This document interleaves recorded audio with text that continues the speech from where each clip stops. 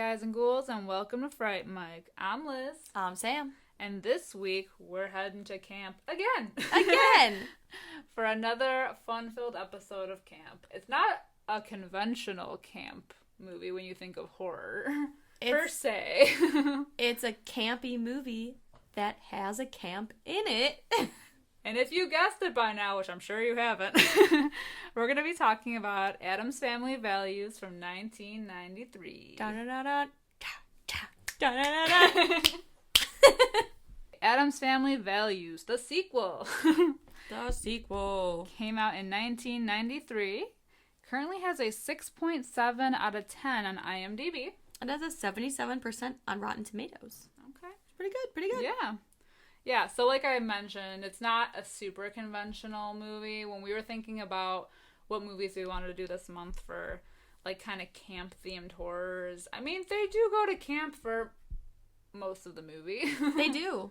They go to Camp Chippewa, but also it is itself in a campy movie, so it's like a double entendre. Yes. And I just wanted an excuse to talk about Addams Family. This movie is such a good movie. I think of it in the summertime because they go to summer camp, but they also do like a Thanksgiving play. So it's also one of my like Thanksgiving watches. I'm pretty sure I post a picture or GIF of this movie every year on Thanksgiving. It's so good. It's the most accurate thing for Thanksgiving. It really is. Oh my god. Well, and we watched it on Halloween because on Freeform they had that like marathon. True. And they played Addams Family Values. So it's like a triple... It's a triple threat. Yeah. I love it. Yeah. It's creepy. It's kooky. It's mysterious and spooky. It is. And it's altogether kooky. And I'm just warning you right now that most of this episode is probably going to be Sam and I quoting the Pretty movie much. instead of talking about it because there's so many good like one-liners in this movie. This movie is just iconic. Literally, I quote it in my everyday life. Truly. I mean, truly do. Gary and Becky Martin Granger, they're my idols.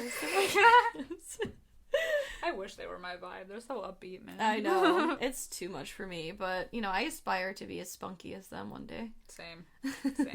Well, if you haven't seen it, which, if you haven't, where have you been all of this life? Literally, it came out in 93. There's no excuse. Yeah. It is a sequel, technically. Not technically, it is a sequel to The Addams Family. Some would argue it's better than The Addams Family, and I would be that person to argue. Yeah, I was going to say we'll get to that, but you already went there. Yeah, but I agree, too. And I have reasons why, but, you know, we'll get to that part, I guess. Yes.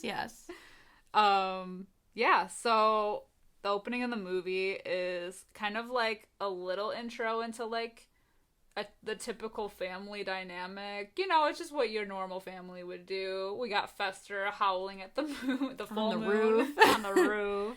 We got Wednesday and Pugsley and Granny burying a cat that is still very much alive. And Lurch playing the piano. And Gomez and Thing having not an arm wrestling, a hand wrestling competition. And Morticia announces she's got marvelous news. I'm going to have a baby. Right now. Cold open. Yes. So then she gives birth. And I love this because in the waiting room, while Morticia is having a very painless labor, this like nerdy little 90s kid is like, and then the stork kissed a baby, and then there's a cabbage patch, and the diamond turned into a baby. I don't know, some stupid shit. And Pugsley's like, our parents are having a baby too. And Wednesday's just, they had sex. We gotta love Wednesday's bluntness, man. Yeah, and I love, like, that she's, like, they bring her into the hospital, and she's just, like, completely, like, calm and, like, not even, like, it's like yelling or anything. No. And it's just like so, and like the doctor actually asks her if she wants any like kind of anesthesia, and she's like, no, but do ask the children. I love it. It's amazing. And then of course you get the iconic like after the baby's born, like, what is it? Is it a boy? Is it a girl? It's an Addams. It's an Addams. Cue the Addams Family music and the title card. Ba-na-na-na. Yeah, so then that's we get to look at the baby's nursery. The baby's name is Pubert, We don't know that yet at this point. Human. He's like at least a 1-year-old baby. Yeah, he is a full-blown, like... He has a mustache, too. Yes. Oh, yeah, they give him a little mustachio. Get a mustachio, his hair is moosed. Yes, he looks like Gomez as a child, like a baby. But his nursery is just what I would like my nursery for my future child to look like. The little, like, mobile thing with the knives yes. hanging down. He's like, and I love it because she says, like, oh, it's dark, it's depressing, it's, oh my god, what'd she say? It's dark, it's depressing, it's desolate, it screams toddler. But, like, yeah, there's, like, a mural of a fish getting eaten by a bigger fish, getting eaten by a bigger fish. There's, the vultures. Teddy bear. Yes, the scary teddy bear. There's vultures looking over sheep, ready to eat them. Like, it is the best shit. It's amazing. It's like these little things, and that's why I love, like, just the Addams Family in general, is, like, all their, like, little things that are, like the spooky gothic version of normal things. Exactly, and to them it's, like, so fucking normal. Yeah, and they're just so casual about it. And Wednesday and Pugsley are, like, not having this new baby around, and Wednesday mentions that it's tradition that when a new child is born, that one of the other children has to die. And Pugsley's like, well, it's not going to be me, it's got to be you. And she's like, well, they only need one boy. So they decide to try and kill the new baby. Which they try a lot, in a lot of different ways. One of those ways would be trying to drop him from the roof of the house. So Wednesday and Pugsley are on the roof, and they have a cannonball and the baby. And she asks him, like, which one do you think will hit the ground first? And he's like, I'm still on fractions. Like, because he doesn't understand, like, gravity. And she's like, well, which one do you think? And he's like, the cannonball? And she's like, very good, but which one will bounce? He's like, the baby? There's only one way to find out. And they just drop his ass. Yes. And I think Gomez... catches him. Yes, catches him because he opens the window because it's so beautiful. It's going to rain out. And, catches the baby. And then they try to guillotine him at one point. Yes, they play Marie Antoinette with the baby. And they dress him in this, like, crazy white garb. And they put his little head through the chopping block. But this little mustachioed monsieur, he catches the blade, yes, in his fingers. It's so good. But one of the scenes, like, one of the best lines in the movie, which... it's hard because there's so many good lines, are when, like, Wednesday's kind of, like, listening in on everybody kind of, like, oogling and ogling over the baby, and they're like, oh, he has your father's eyes, and she's like, Gomez, take those out of his mouth. It's amazing. So good. So then we kind of cut to, like, after, obviously it's been a little bit of time and more shenanigans have ensued of, like, Wednesday and Pugsley trying to, like, kill this baby. And Gomez and Morticia are kind of, like, talking about how the stress of everything and they don't know what they're going to do with these kids, kind of, and that he's worried about her stress. And she just says that she wishes she had, what is the line? Like, more time. Oh, to seek out the dark forces and join their hellish crusade. Like any modern woman, just trying to have it all. She's just trying to have it all. I love it so much because I relate. I know. I mean, I don't relate because I guess I don't have a family, but I relate in the spookiness. I just want to be her so bad. I know. But I wish I was as calm as her. I know. I love to, like, when they ask... so, like, Morticia and Gomez, like, sit down Wednesday and Pugsley at one point, and they're like, children, why do you hate the baby? Like, you know, and they're like, we don't hate him, we want to play with him, especially his head. And they're like, do you think now that we have a baby, one of the children, like, the other children has to die? And they're like, yes. And then Granny just from the corner, she's like, it's just not true.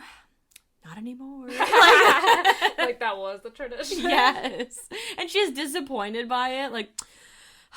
not anymore. And I love when Fester comes in the room and he's, like, talking to Gomez about how, like, when they were kids, how they would fight. And he just, like, casually mentions, like, yeah, at one point I, like, opened your head up and I scooped your brains around. And Gomez is like, you did? And they're like, yeah. And it's like, okay. Sure. Oh my god, I fucking love it. Because it's so, like, It's such a sibling thing. Yeah. I wish I could have scooped my siblings' brains out. Yeah. Oh, don't we all? I know. If they're listening, just know that I wish I could. But then we get a nanny montage because they decide it's time to hire some help. And this nanny montage is so goddamn good. The first nanny we meet is like a hippie nanny who...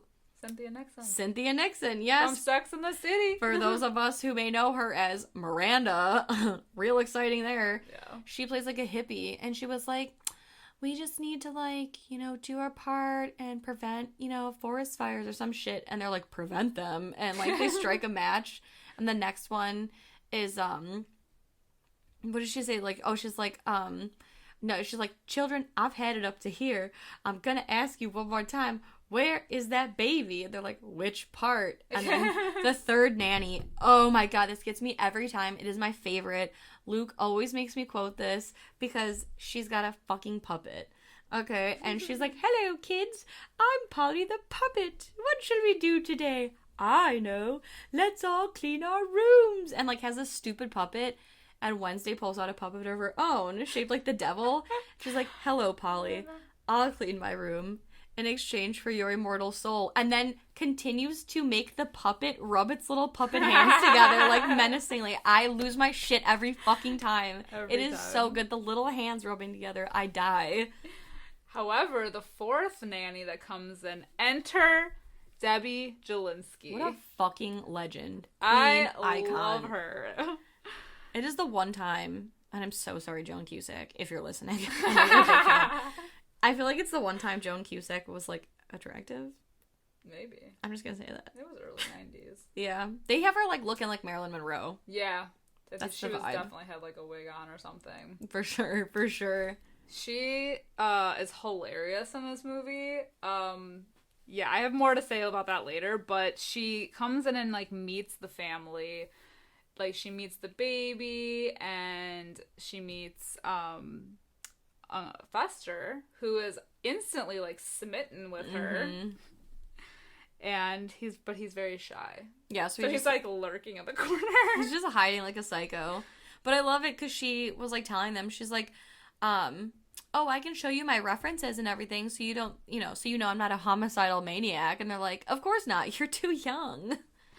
So Debbie leaves, and they decide to hire her, and later that night, we have, like, Gomez and Fester kind of talking about how Fester's, like, kind of itching to meet someone because he sees, like, the love between Gomez and Morticia, and he, like, wants that for himself.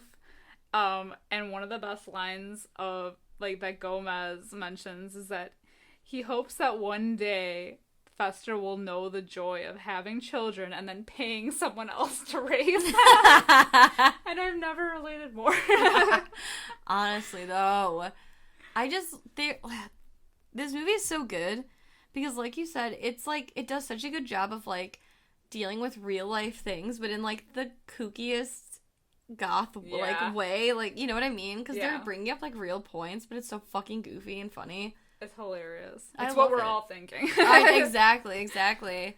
I also love, I say this on the regular, when Morticia shows Debbie to her room, and it's like a legit like prison cell. It's like a dungeon. It's a dungeon, and then she's like, scream if you need anything. I swear to God, I say that all the time. I can't, and I always think of her, and I'm pretty sure no one knows what I'm talking about when I say it, but I was like, scream if you need anything, right?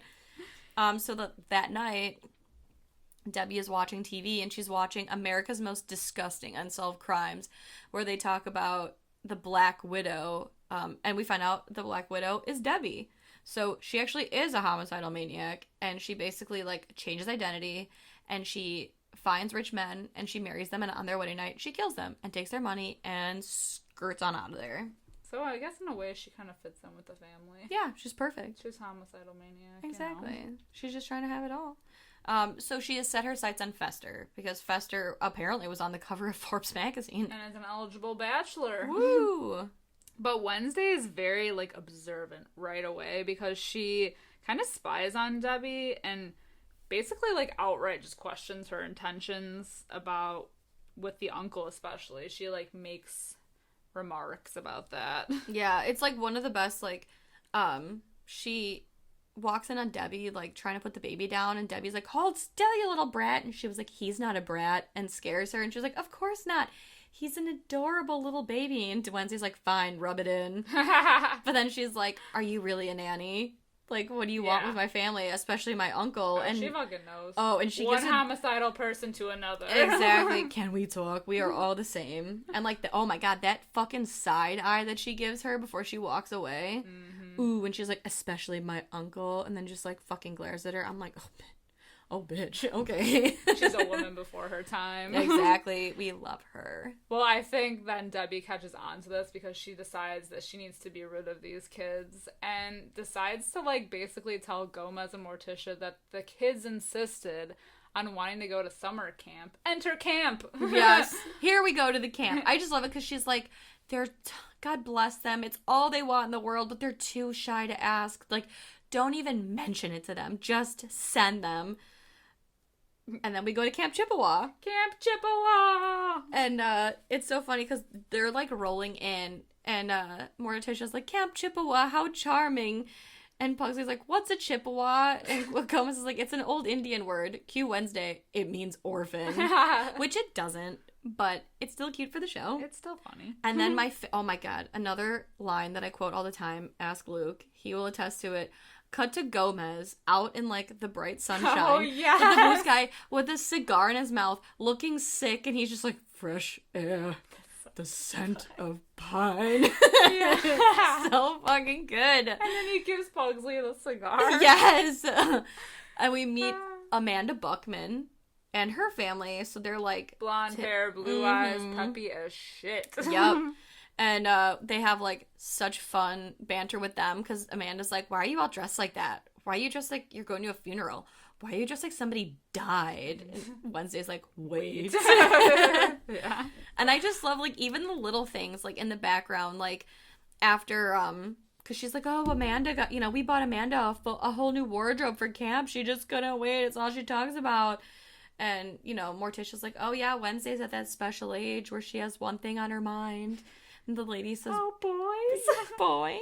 She says, homicide. And then we cut to, like, a picture of, like, this is where we meet Gary and Becky. Gary and Becky. I'm Gary Granger, and I'm Becky Martin Granger. And they run, a summer camp for privileged young adults. I like how they point that out. I know. It's, like, so self-aware. It's so self-aware. And they're, like, jumping, and Becky has pigtails, and Becky is played by Christine Baranski, who I love. I do love her. She is so great. Remember her in The Birdcage? Yes. And Nathan Lane's also in this movie. That's so true. Bitch, worlds colliding. Oh my god, I just realized that. Christine Baranski is great. And so they're like... oh, she's like, we're here to learn, to grow, and to just play and have fun. And then it cuts to Wednesday, literally drinking poison out of a bottle. And behind her, Pugsley is putting, like, a noose around his neck. Literally could not relate more. As someone who went to summer camp and hated it, like, no. Same. Like, no, I could not relate more. Seriously. I went to, like, a day camp. And it was, like, torture enough. But, like, an actual, like, go away, sleep away camp. Yeah, no, mine was, like, a day camp. Right. Like, I would never survive, like, going away somewhere. Absolutely not. I went to film camp for a week at NIU, and that was a stretch for me. And I was, like, 17 when I went. Sorry. Yeah. That's a little old, but, I can't do it. Yeah. But they immediately start into their camp activities, which include the life-saving activity where they have to take turns drowning and then the other person has to go in and save them. So of course they pair Amanda with Wednesday, and they're like, okay, Wednesday you have to go in and rescue Amanda, so Amanda, go and pretend to drown. So she goes in and she's like, help me, save me, because of course she's going to acting school. Yeah, oh my god, even the lines leading up to that, when she's like, Amanda's like, is that your swimsuit? And Wednesday's like, is that your overbite? Yes. Or when she's like, I'll play the victim all your life. Yeah. Oh my god, yeah, so then when she's like, I'm drowning, Wednesday's like, I can't swim. So she just, like, lets her drown. And if you notice in the background, like, you see Pugsley, And Wednesday's love interest, Joel Glicker, who's like allergic to everything and like one of those like classic nerds. An uber nerd. Yes. And they're both like laughing hysterically in the background because Wednesday's just like such an uber bitch. I fucking love it. I love her. I don't know how many times in this episode I'm going to say, I fucking love it. I love it. Because I love this whole fucking movie. Yeah. Well, so it kind of, like, throughout the movie, it cuts between, like, the kids at camp and then back at home, like, all of the shenanigans happening there. So we cut back to, like, Gomez and Morticia and then Fester and Debbie on kind of, like, a double date in this, like, really cool restaurant that looks like a cave. Yeah, it's aesthetics as fuck. Like, it looks so dope. There's, like, a full orchestra in, like, a cage, and it's all rocks, and it's, like... Dope. It's dope, yeah. But you see, like, the dynamic of, like, exactly how awkward Fester is because, you know, like, Gomez is so suave and, like, him and Morticia are, like, the it couple.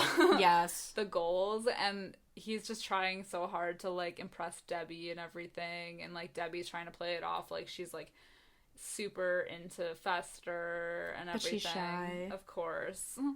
And so then we have this, like, whole dance scene that happens between Morticia and Gomez, and it's, like, amazing. It's so good. It's a tango, I think. Yeah. And, like, I mean, they're picking up, like, tablecloths, and she gets, like, spun across the dance floor so hard that the fire starts, and she's using, like, clams to do that, like, Spanish, like, yeah. like, I don't even know what it is. She throws the knife at him, and he catches it in his mouth. Yes. Meanwhile, while all this, like, crazy, amazing shit is happening...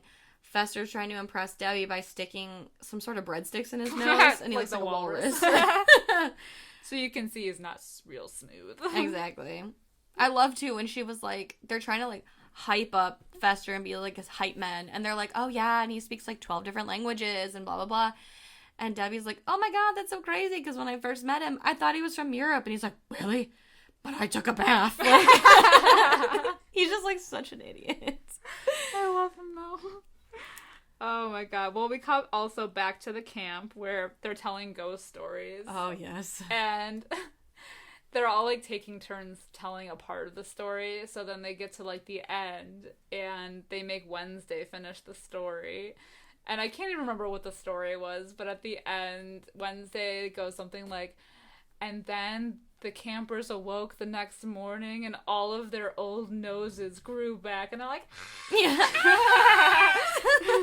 And they all have, like, their headgear on. Like, oh my god. So then, cut back to Fester and Debbie, who are taking a little midnight stroll through the Addams graveyard. As you do. As one does. And she's like, Fester, I have to confess, I'm a virgin. And he was like, really? What's that? And so you find out, he's like, oh, well, I'm a virgin too. She's like, you know.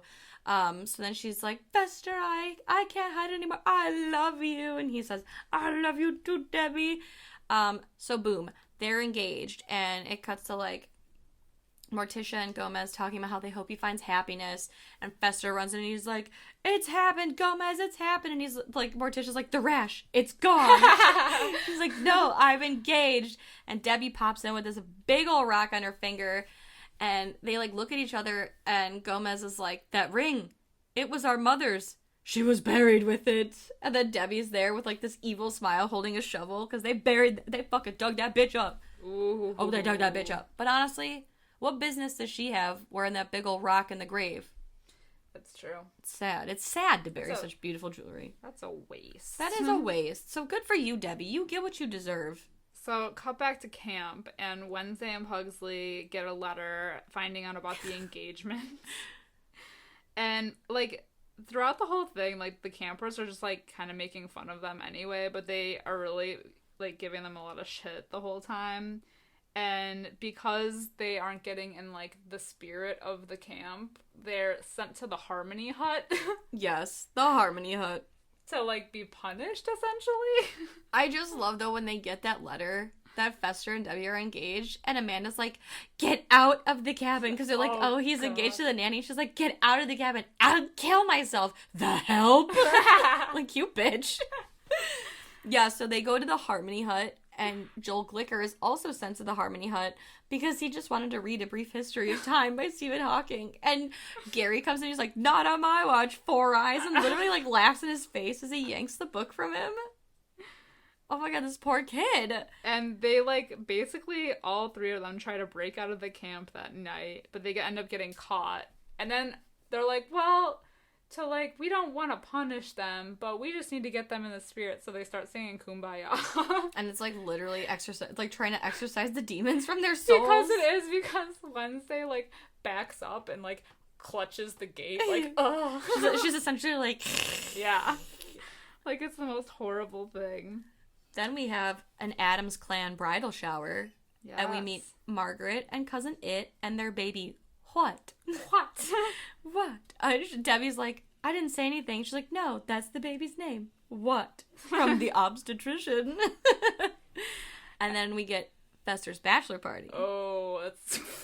And they're all singing for He's a Jolly Good Fellow. This is probably the darkest part of the movie. Yeah, I would say so. And so, after they sing for He's a Jolly Good Fellow, they have Lurch roll out a big cake, and Gomez is like, ta-da! Nothing happens. And then so he gets closer, and he's like, ta-da! And nothing happens. They open the top of the cake, and it's, like, steaming. And he's like, that poor girl, Lurch, was she in there before you baked?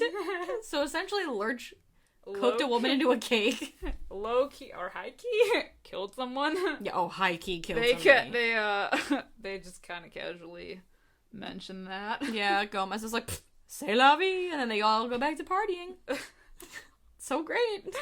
There's a couple of scenes where they, like at the wedding, they're, like, dragging a body behind in the car. Yes. Like, instead of cans behind the car, there's, like, a corpse. Which goals, honestly. The whole wedding. My personal goals are to get married at night in a cemetery. It's beautiful. We got Lurch, sexy-ass Lurch playing the organ. We got Thing holding the ring. But, I love that they have Cousin It officiating it. I know. He's like, me. And I love that Fester, when he gives his vows, he gives, like, the most beautiful vows. He's like, I would literally die for you, throw myself from a cliff, blah, blah, blah. And Debbie's like, nice, ditto. She's like, oh, whatever, fuck it. And then in a very, like, ungothic way, Debbie and Fester honeymoon in Hawaii. Yes.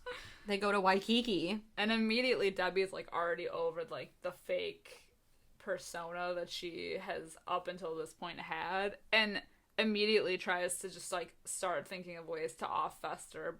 Like, he's in the bathtub in their, like, honeymoon suite, and she just, like, decides to toss a boombox in there to electrocute him, but of course, like, it doesn't work. Yeah. We get the iconic, like, Fester with the light bulb scene in his mouth. Right. And so she's pissed because she thought she was going to do away with him. But so then she's like, she concedes to herself, like, shit, I'm going to actually, like, have to have sex with this guy and, like, make it work. So she basically is like, I'm going to have sex with you, but you can never see your family again. And he's like, okay. All right. And then she puts that pee on him, and then he loses his goddamn mind. In a very PG way. Yeah, of course. The P is PG. Well, we go back to camp, and, like, I guess Wednesday and Joel kind of, like, already kind of sparked this, like, somewhat relationship anyway. But they're practicing archery, and it's Pugsley's turn, and he just kind of, instead of shooting at the, like, target, he just shoots up, and, like, a bald eagle falls from the sky. And Becky's like, is that a bald eagle? I thought they were extinct. And Wednesday's like, they are now. So good. Debbie and Fester, we're back with them. They're moving into a giant fucking mansion, and she's being such a bitch. And I love her in this scene so much that when I was moving out of my grandma's house, my dad and brother were carrying my dresser down from the stairs, and I was like, watch it! That's our Queen Anne chandelier! Because that's what she says in the movie, and I wanted to feel that.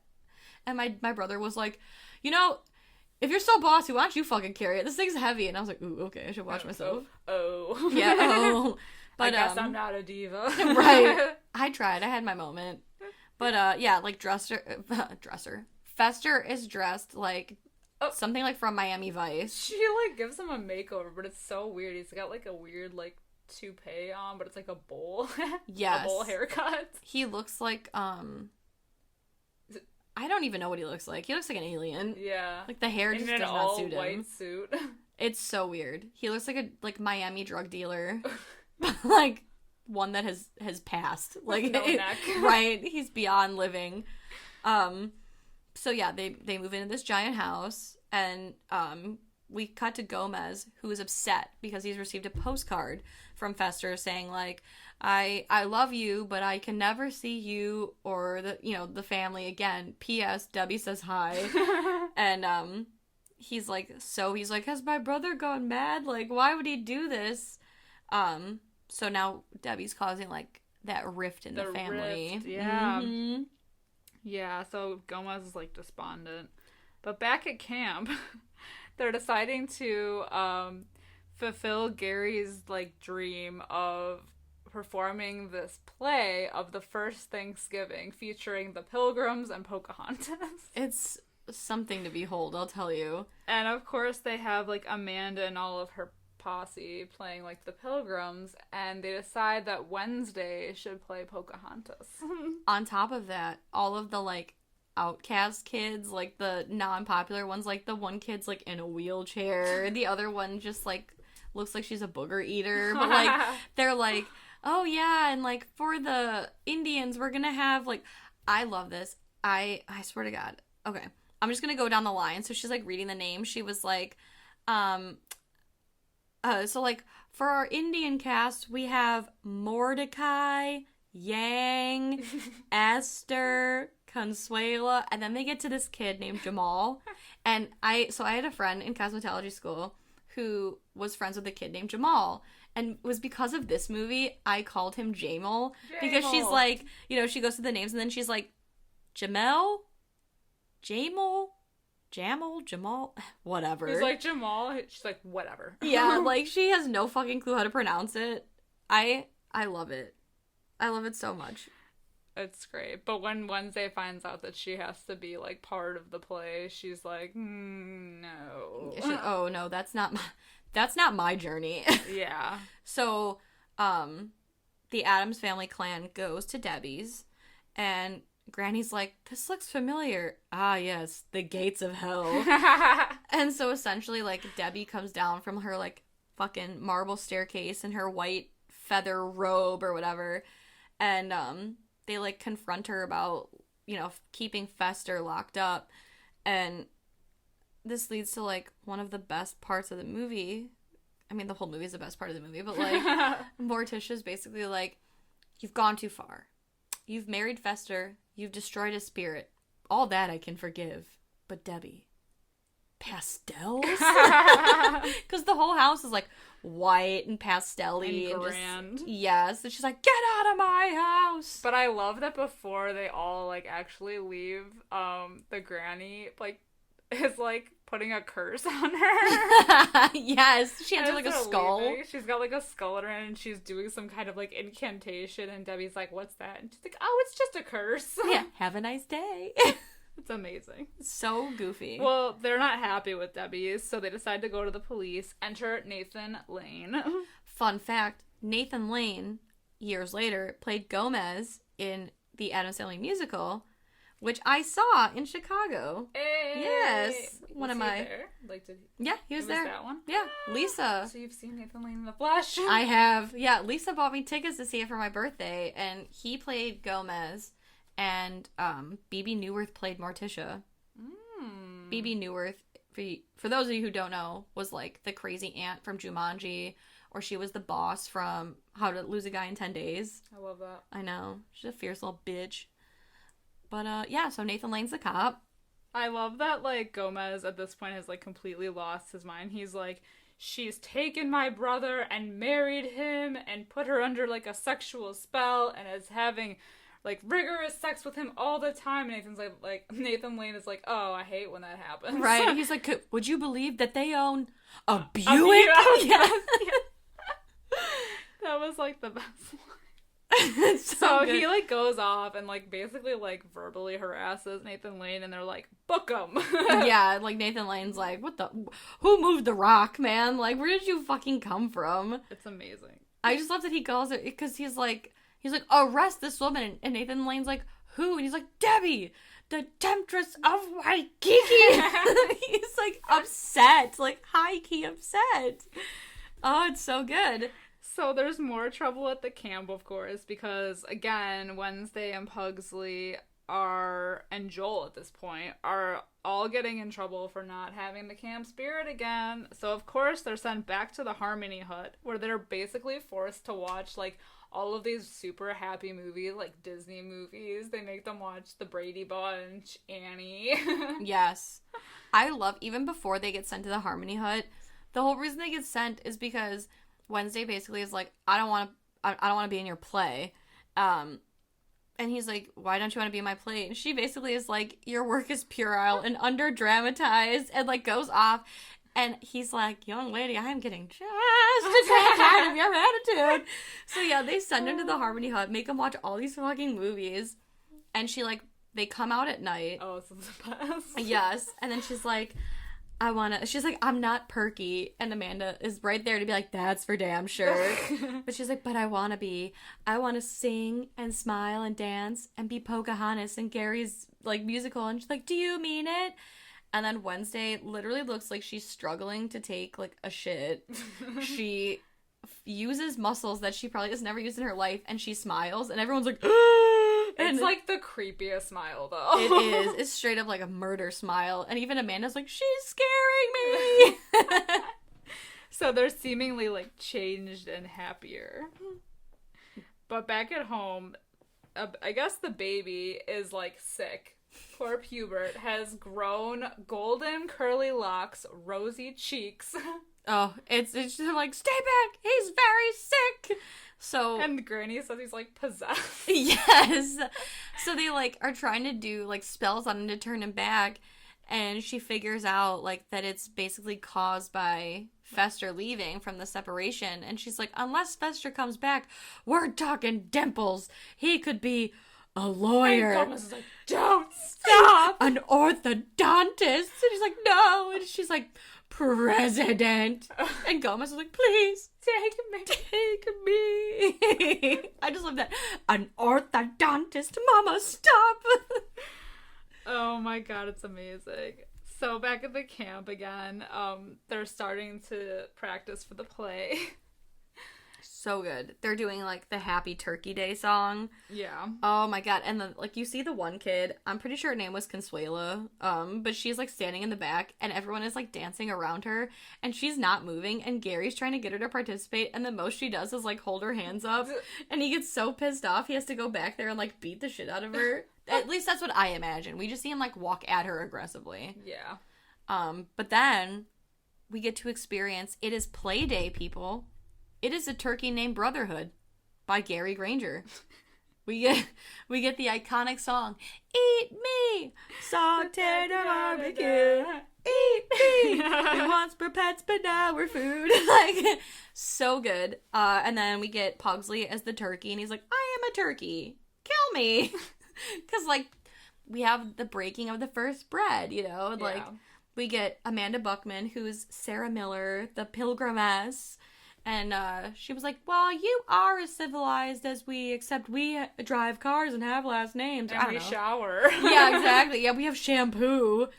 And so basically, it's all going well until it's not.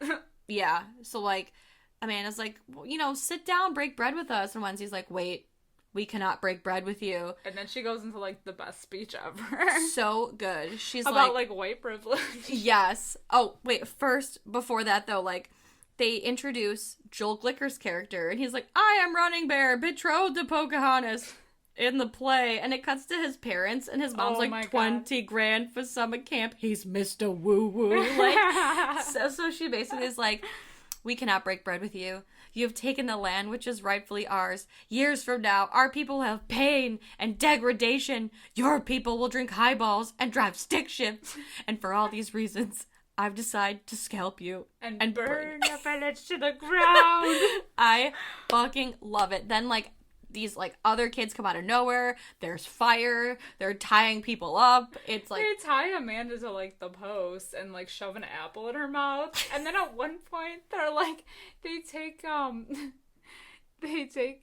Becky and Gary, and they're, like, have them, like, roasting on a spit, like a... It's amazing. Like a pig. Yes, and they're, like, twisting him over the fire. Oh, and they burn the village, and all of, like, the other pilgrim girls are, like, running into the water. It's, like, chaos. It is just truly chaos. It's amazing. And then we see Joel and Wednesday just paddling away on a canoe. Yeah. They've escaped the scene of the crime. Yeah. So it ends up that, and Pugsley, like, pulls up in a stolen van, too. Yup.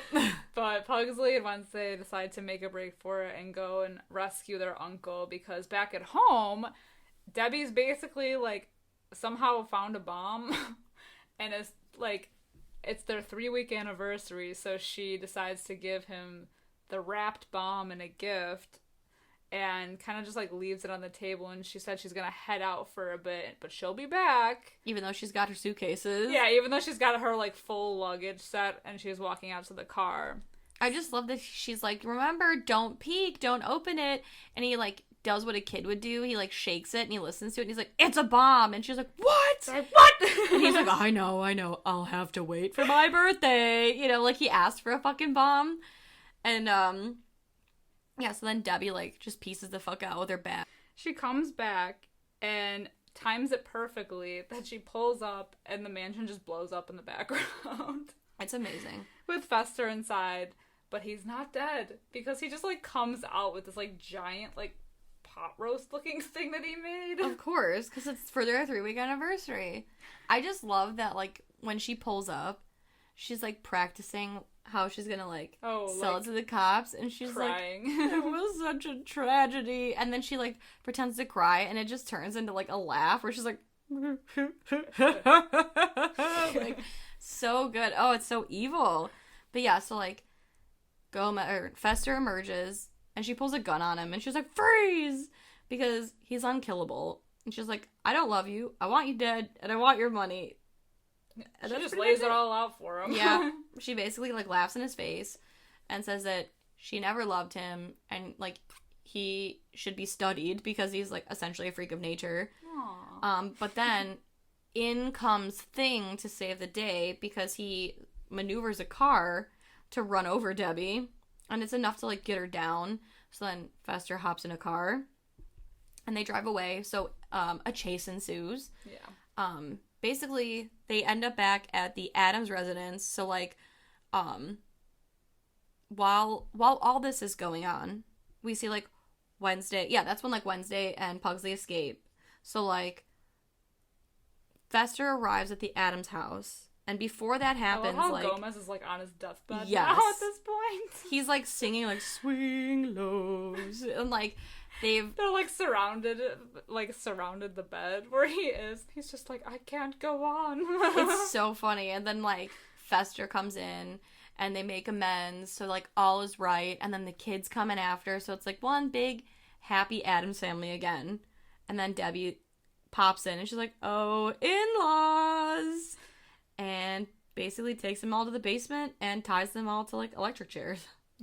Because they got a whole set of electric chairs. Of course they chilling. do. Of course they do. And she puts on a whole ass slideshow. I love her slideshow. I do too. She basically gives the whole spiel about how her parents, like, never knew who she was as a person because all she wanted was a ballerina Barbie because that's who she was. And what did they get her?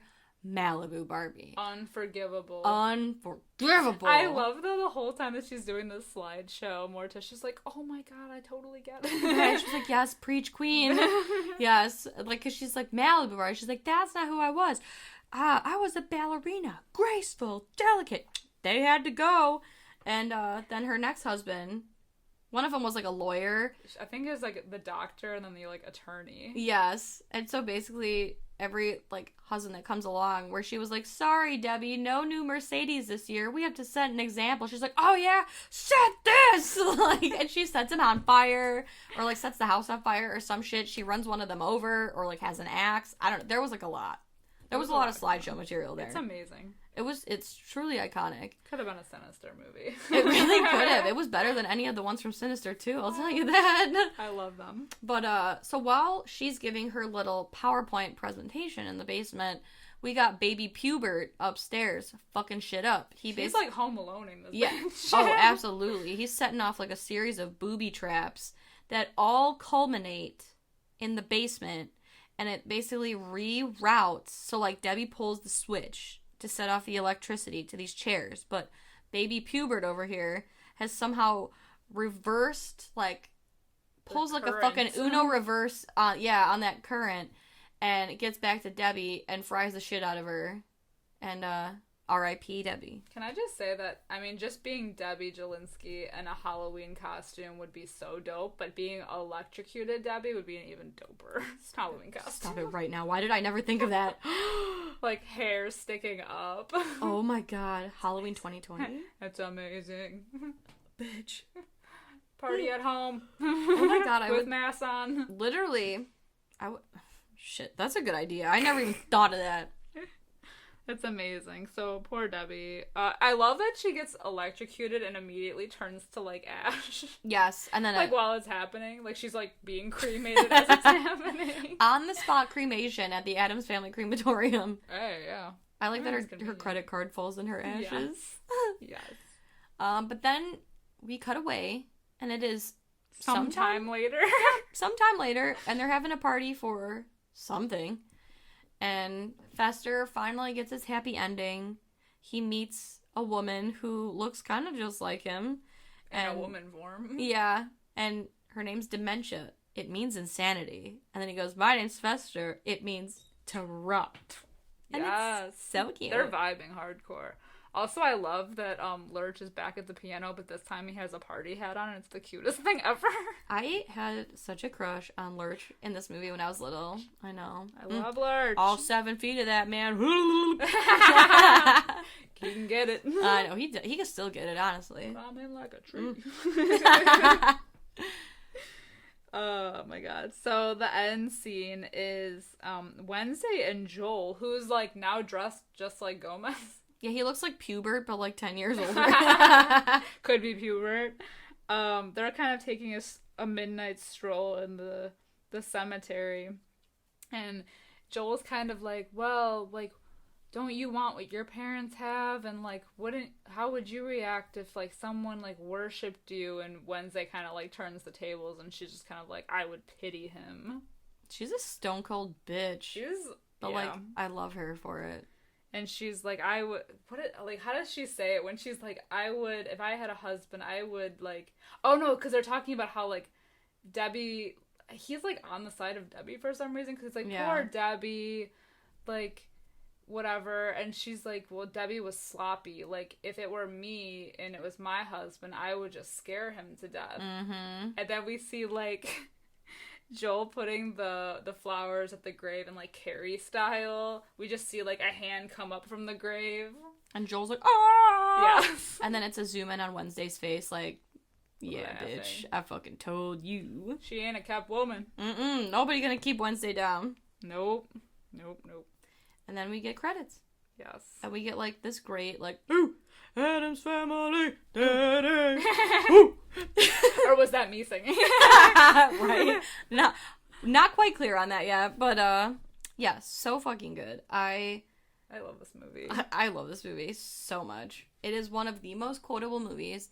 There is not a single scene in this movie that I don't think is A, funny, B, quotable, C, iconic, D, all of the above. It's just a great movie. I completely agree. I think that tells you what our ratings are. Yeah, so what would you rate it? 5 out of 5. What a coincidence. Same here. Good thing it's not a fright fight. Oh, it's a 5-star movie, baby. It is so good. Like, how do you think it compares to the first one? The reason I like this one more is just because of the fact, and I only like it a little bit more because I do like the first one too, but like I feel like they set up a lot of shit in the first one, and now, like, everyone is established, and by this point, like, Wednesday and both, like, Debbie, but more so Wednesday, like, steals the show in this one. For sure. Like, her one-liners are so good, and I feel like they were, like, just kind of, like, getting into it in the first one, and, like, this one, she's, like, seasoned at the role. Oh, yeah. Like, I think I like both movies. The reason I like this one more is because this is just, like, a straight-up, like, comedy. Yeah. Whereas, like, the first one is, like, tonally different. Like, it's still got funny parts to it, but I think it's more of, like, a dark comedy. Yeah. Rather than, like, Just, like, it's a more, full like, on. playful. Right, yeah. This one is just, like, a good time. And, like, it really plays up the whole, like, Addams Family shtick. Yeah. Whereas, like, the first one was, like, we're kind of just, like, getting a look inside their lives, but it's, like, more, like, it's more, like, dark. Yeah. You know?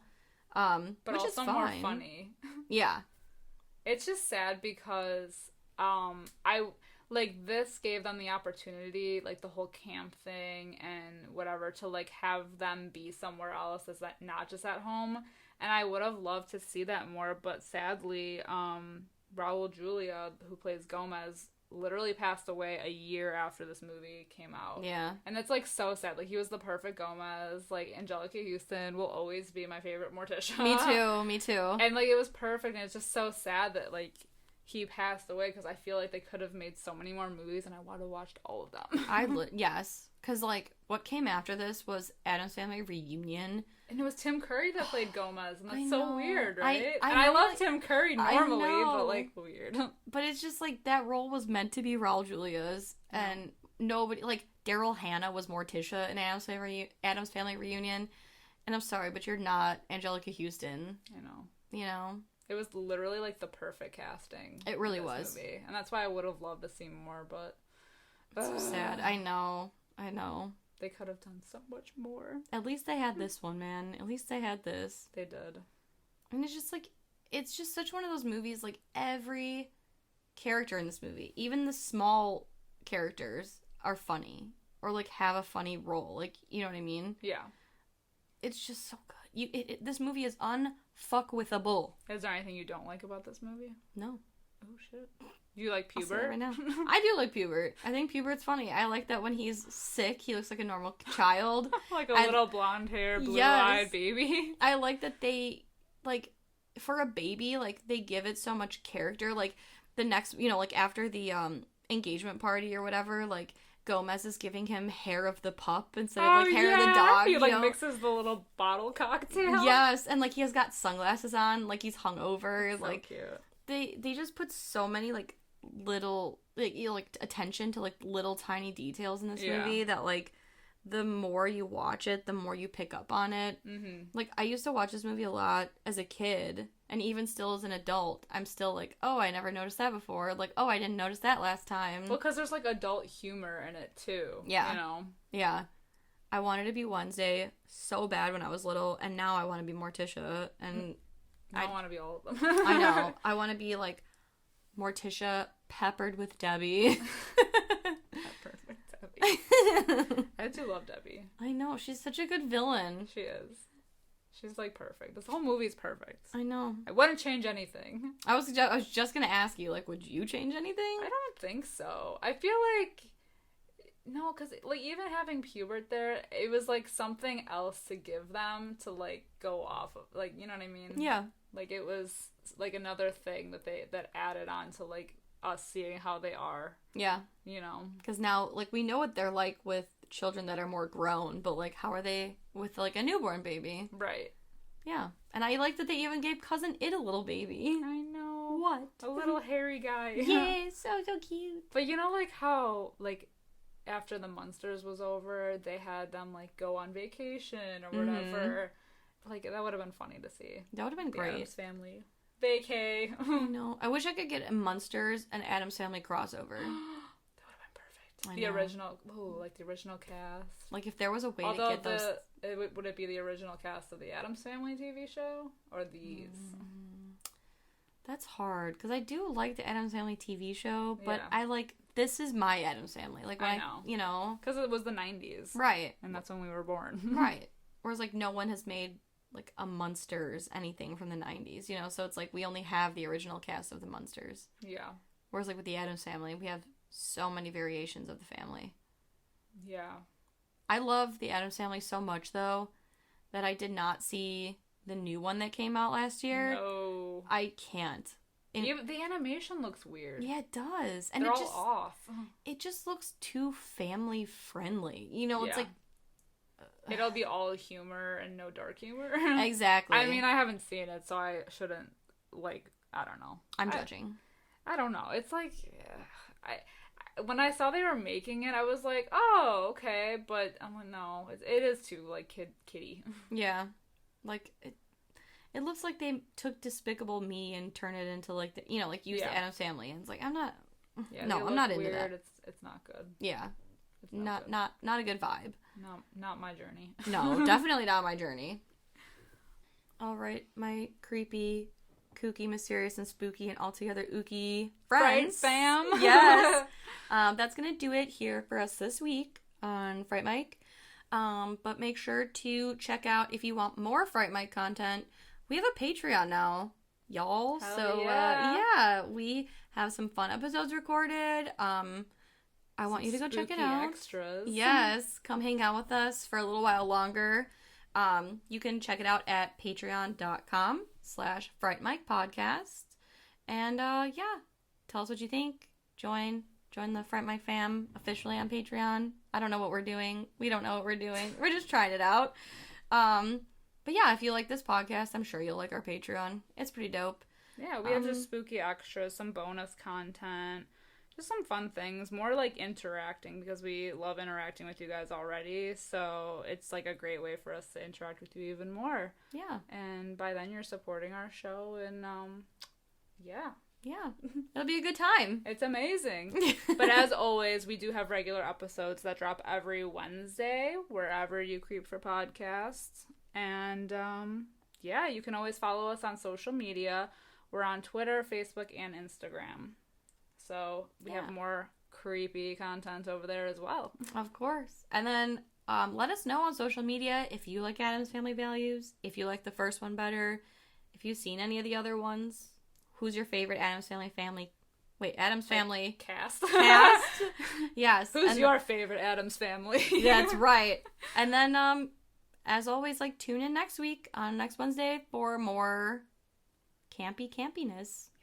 We're going back to camp. We're going back. We're staying at camp. We set up camp. We did. Sorry if this sounds delirious. I don't know what's wrong with me. Oh, you're good. It's still hot in here. Right. But, guys. Yeah, until next week, I'm Sam. I'm Liz. Rest in peace.